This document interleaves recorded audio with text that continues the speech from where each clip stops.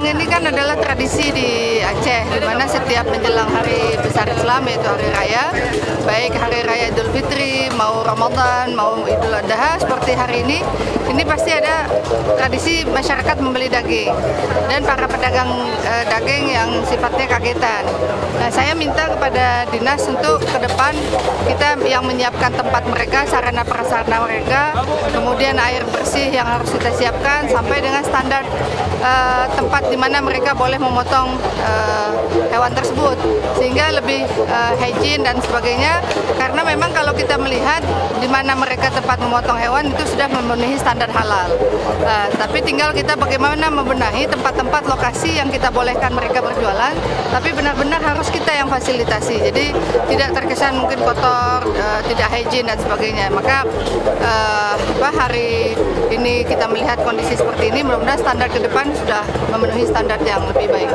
RPH memang peralatan yang mereka gunakan itu kan sudah bagus, artinya bagaimana hewan itu bukan disuntik, bukan dipingsankan dan sebagainya, tapi memang memenuhi standar hewan itu benar-benar dia mau untuk disembelih.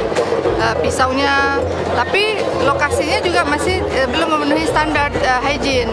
Jadi saya minta untuk agar mereka melakukan gotong royong dan kemudian merehabilitasi tempat tersebut sampai dengan memang untuk limbah yang besar itu sudah dibangun, ipalnya sudah ada, tinggal drainase yang di depan itu juga harus pakai drainase, jadi semuanya itu akan lokasinya jadi bersih.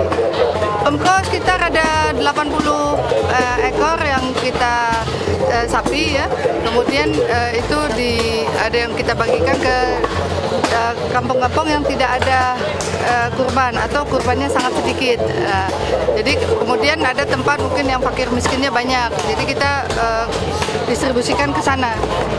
Ada juga kambing, jadi jumlah tahun ini lembunya yang saya ingat tuh 80, kambingnya mungkin hampir juga sekitar 80-an.